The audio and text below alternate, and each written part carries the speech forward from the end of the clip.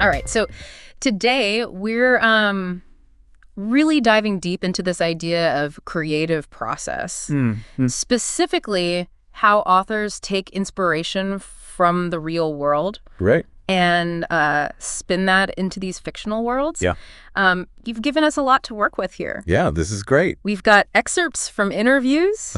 We've got chapters from The Mists of Tanindua, Winter's Coming Home. Right. Even a peek into Room 313 and Shadows of the Stanton House. Yes. Oh, this is going to be fun. So it's like we've got a buffet of creativity here. We've got all these different dishes to try and what we're really looking for is that kind of secret ingredient. Right. Right, that thing that brings it all together. Exactly. How does this author, Philip J. Jones, take something as simple as like fog or a childhood memory and turn it into this captivating story? Well, and you've already hit on something that I find really fascinating about this author. Okay.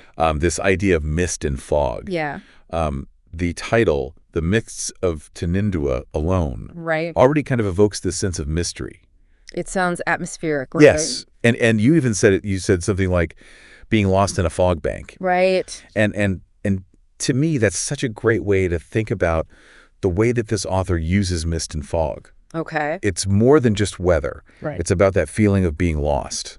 Okay. Of being unsure of what's ahead. Yeah. And how that can be both exhilarating and terrifying at the same time. So it's not just about the fog itself. It's about what the fog represents. Exactly. It's about that unknown, that sense of mystery that we were talking about. Okay. And that's where this idea of liminal spaces comes in. Okay, now explain that. Yeah. So for our listeners who might not be familiar with that term, a liminal space is basically like a threshold or a doorway between two different states of being. Okay. So it could be a physical place like a hallway or a crossroads. Sure. Or it could be something more abstract like a period of transition. Okay. Like a rite of passage. I like that. You know? Okay. And in literature, liminal spaces are often where things get really interesting. Okay, so how does the author use mist to create this liminal space in The Mists of Tanindua? Well, the island of Tanindua, where the story takes place, is not only shrouded in mist, but it's also positioned as this crossroads between worlds. Interesting. As the mists shift, they open up gateways to these different realms. Oh, wow. Each with its own unique challenges and inhabitants. So the mist is almost like a plot device then? Yeah, you could see that. It's a way to transport characters and the readers to these fantastical settings. Exactly. And it's not just a one-time thing. Okay. The mist is a constant presence throughout the story. Right. It ebbs and flows. Yeah. And its presence or absence really shapes the events of the narrative. It's like the mist is almost a character itself. You know, you're right. Yeah. I never thought about it that way, but it's true. And speaking of characters, let's talk about our boy Charles Brennan, the protagonist of The Mists of Tanindua. Now, the author mentioned classic boy adventurer stories, and I can definitely see that influence in these early chapters. Oh, absolutely. But there's more to it than that, right? Right, because one thing that I always find interesting is how authors use names. Oh, absolutely. And in this case, we see that Charles Brennan starts out as Charlie. Right. And I think that's such a great way to signal his youth and his naivety at the beginning of the story. Yeah. He's Charlie. Right. But then as he goes through these experiences, as he faces these challenges, he starts to embrace the name Charles. Right. Which I think really speaks to his transition into adulthood. So it's not just a name change. No. It's a reflection of his journey. Exactly. He starts as Charlie, this 18-year-old kid, yearning for adventure. And by the end, he's Charles, this more mature and world-weary man of the world. A man of the world, exactly. And, you know, I'm really curious to see if this idea of a name change mirroring an internal shift pops up in the author's other works. Right, because it's such a powerful symbol. Yeah, it is. It makes you wonder if there are other characters in his other books who undergo similar transformations. Now, let's talk about the island of Tanindua itself. Okay. Because you've sent some really detailed excerpts on Taninduan culture. I did. And it's clear that the author put a lot of thought into creating this world. A lot of thought. So how do you think he achieved that balance? Okay. You want a culture that's distinct from Earth, right? Right. But it also has to feel real. You're absolutely right. So how did he strike that balance? Well, it seems like he drew inspiration from a lot of different sources. Give us some examples. Yeah, we see hints of Shangri-La in there. Okay. The lost city of Z. Right. Atlantis. Sure. Even the Aztec Empire. Wow, it's like a greatest hits of lost civilizations. It is. Okay. And I think by weaving those elements together with his own personal travel experiences, which we know from his bio include places like the Gobi Desert, right? He creates a world that feels both familiar and alien at the same time. That's cool. It's a very compelling mix. And, this idea of a place holding on to dark energy. Yes. That's something that we see reflected in the author's own life, right? Oh, absolutely. Right. In his bio, he talks about growing up on a goat farm. Right. And then later living in the Rust Belt. Yes. And I think both of those environments really speak to this idea of liminal spaces. Okay, how so? Well, you've got the goat farm, which is this place that's kind of caught between the natural world and the human world. Right.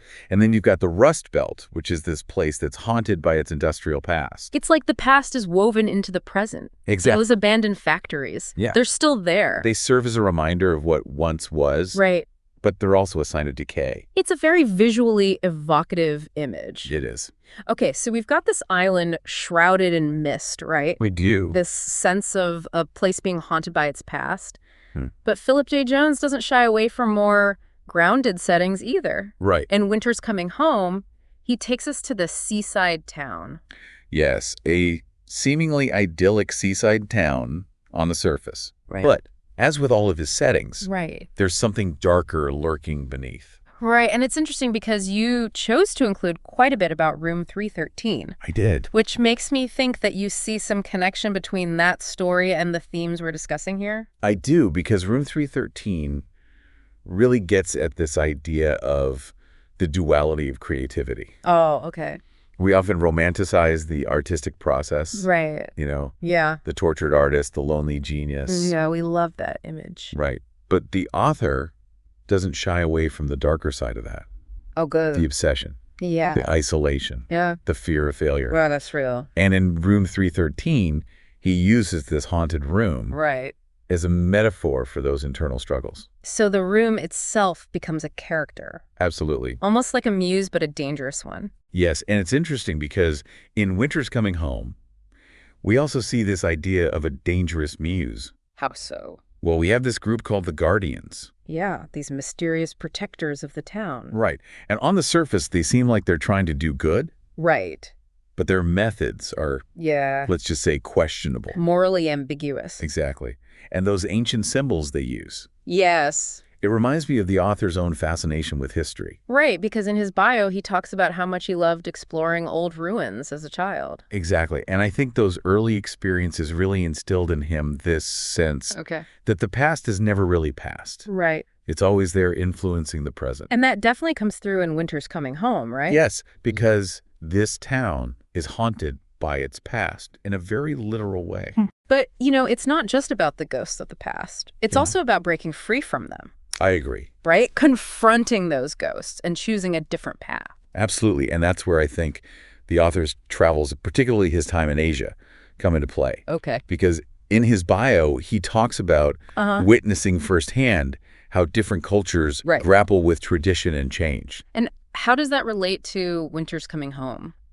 Well, I think it's that struggle. Okay. That tension between honoring the past and embracing the future that he captures so well in his writing. So whether it's the Mists of Tenindua or the secrets of this seaside town, Philip J. Jones is giving us these worlds that are both magical and grounded. Yes. Familiar yet unsettling. Absolutely. And he's asking us to consider these bigger questions about identity, legacy, and the human condition. And he does it without hitting us over the head with those themes. Exactly. He's not preachy about it. Right. He trusts us, the readers, to find our own meaning in the mists. I like that. To uncover our own truths within the pages of his books. It's like he's giving us a map, but the real journey happens in the spaces between the lines. I love that. Right. And speaking of spaces between, you mentioned Shadows of the Stanton House earlier. I did, and I think it's important to bring that book into the conversation. Okay. Because it's another example of the author exploring this idea of liminal spaces. And it seems like it's in direct conversation with Room 313, right?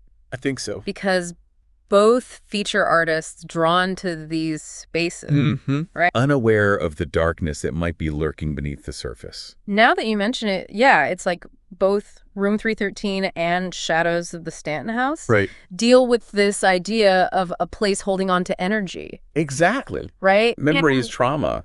It's almost as if the buildings themselves become characters in the story. Yeah. And they have their own stories to tell. And that reminds me of what we were saying earlier about the author's own experiences in the Rust Belt. Right. That sense of decay, of industry fading away. Yeah. It feels echoed in these crumbling, once grand spaces that he creates. That's a really astute observation. Because it's like he's taking those real world feelings of loss and transformation, and weaving them into his fiction. Absolutely. And then, there's another parallel I'm picking up on. The way those artists in shadows form a community. Oh, interesting. Right. Yeah. They support each other, even as things get weird. Right. And it reminds me of that close-knit feeling you get in small towns. It's like a great point. And it makes you wonder if the author was trying to capture some of that communal spirit that he experienced growing up on that goat farm. Because even amidst the horror elements, there's this thread of human connection, of finding strength and shared experience. And let's be honest, that sense of community is often what's missing. So true. From those classic haunted house stories. It's true. So he's adding these layers of complexity. Yep. He's giving us something more than just jump scares and creepy crawlies. Which brings us back to our initial question. How does real-world inspiration fuel these fictional worlds? Right, because we've been talking a lot about the author's life and his experiences, but how does that actually translate into the stories he tells? Well, I think we've uncovered some pretty compelling clues. What?